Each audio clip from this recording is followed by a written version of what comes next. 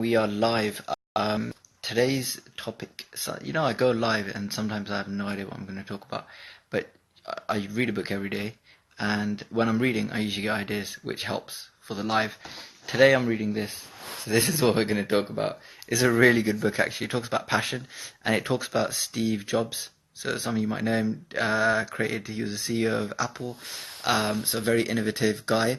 And it talks about the delusion between passion, which is what I say to people and other people say to people, which is, what do you like to do, right? So Anand Kaur on Facebook the other day said something along the lines of she's sick of teaching, any ideas of a job that she can do where she can work from home and that kind of stuff, right? And I said, what are you passionate about? And then she replied saying, things that I wouldn't be able to monetize, nothing that I could make a job out of. And so there's a bit of delusion there, or there's a bit of illusion there, that you can do whatever your passion is. Now, I'm fortunate, B's on this call as well, that we get to follow our passion. So we get to be wellness coaches, we get to help people with their health and well-being as a job, which is great. But most people, they don't get to do that, right? They go to a job to pay the bills, to pay the mortgage, or because it's a thing that they have to do. Hey B, how you doing? Jandish Babaji, how you doing? Just thinking of you actually about 5 minutes ago. Gurpreet, how you doing? Harps and Gurcharan, how you guys doing? Let me know if you can hear me okay, because the kids are sleeping, so I'm not talking too loudly, am I? Or am I too quiet? So let me know. Give me a heart if you can hear me okay. And then if you're listening to this live, then type in hashtag live. And if you're listening to it on replay, type in hashtag replay, so then I can go back and thank you for watching it and that type of stuff. So Dr. Palm, good to see you, and Gurm Singh, good to see you. So the idea is people follow their passion. They think, I really like scuba diving, so they become scuba diving instructors, and they think that's going to be really fulfilling for them. They think they're going to love it, and the point that he's arguing in this book is that it's not, let me hold it the right way around so you can see it, is that it's not necessarily about passion. Like, if you're passionate about stroking kittens because you really like kittens, then that's not necessarily something that's going to earn you enough to be able to pay your bills, and so it doesn't really work. So then he was like, well, if you look at Steve Jobs didn't start working for Apple. Steve Jobs actually went and lived in a monastery. So he dropped out of college, and then he studied something like philosophy, something else, and he dropped out after a year. He ended up sleeping on the floor in somebody's house for a while, for about a year, and then he traveled to a monastery and stayed there for about a year. So when he came back, he wasn't actually planning to become this icon that he was, and this innovator, and change the way our lives are for forever by producing things like iTunes and the iPhone and that type of innovation. He was actually planning to just follow his dream, which was to become a monk. But when you hear his keynote speeches, which were 20, 30 years later, he talks all about how life is short and you have to follow your passion. So it's trying to find a balance between following your passion, but also doing something where you can earn enough money at it for it to be feasible. So a lot of people gain peace in religion or spirituality, so that's great, but they might not necessarily want to or be able to monetize that. So it's about trying things out. His thesis is it's about trying things out, seeing what works, and then working so hard at that. And the title of the book is "Be So Good That They Can't Ignore You."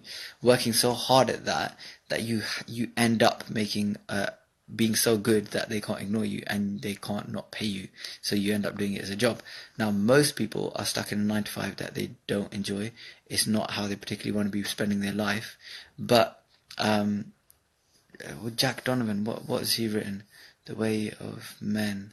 What's that about, Raj? So they're stuck doing something that they don't particularly want to do, but it pays the bills and it's a good income. So it's like these golden handcuffs. They're trapped.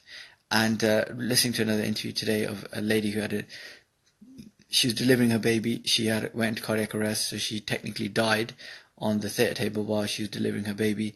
They brought her back, and she realized she had this great job, but it wasn't it wasn't fulfilling her. It wasn't what she wanted to do. So she had to reinvent herself, figure out what she really wanted to do, and then have the courage to pursue it. So what I'm saying to you all is that not that you should go and give your hand in your resignation when you go to work tomorrow, but try things. Like we all have to try things. We can't get stuck in the same ways and think that the same thing that has worked in the past will necessarily fulfill us in the future and will be will be effective for us in the future. So part of growth is always trying new things, seeing what works, whatever works, double down on it, put more effort in it. And his theory is that you have to put so many hours into it, so many hours into the graft that you become good at it, even if you're not passionate about it. So, and then out of that, you become passionate about it. Because if you look at Steve Jobs, he was an amazing innovator. So his examples given throughout the book. If you look at other people, musicians, for example, they spend countless hours at their craft, and that is what makes them passionate about it, because they're so good at it. They start to get enjoyment out of it, and that makes sense of my stories that I posted earlier yesterday. My wife's making a lot of noise that you wanna. What are you doing, Waji?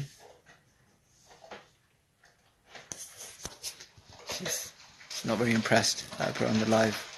That's what the silence was. I think she's packing Avengers toy. She's packing an Avengers toy. So she's really good. I am married to a type A, hyper-organized, or used to be hyper-organized woman. So, lovely woman, by the way. And then when she goes away, she'll always pack toys for the kids, and it'll be new toys. It won't be expensive stuff, but that way it's kind of like a surprise for them. So if we go on a long journey, it will keep them occupied for a couple of hours, and then they have fun.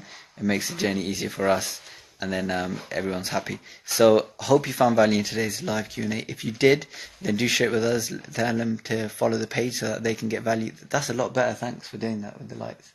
So that they can get value as well. Thank you to everybody who has commented and also given me some love.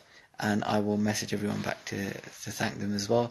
And catch you on tomorrow's live Q&A. Which country will it be on tomorrow? Which country will we be in tomorrow?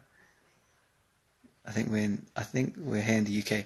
And a big thank you to Sukhbir Singh, who always house sits whenever we travel the world. So a big thank you to him as well. So if you guys have any questions, do DM me and I will answer them on the next live Q&A. Love you all. Have a great evening and see you on the next live Q&A.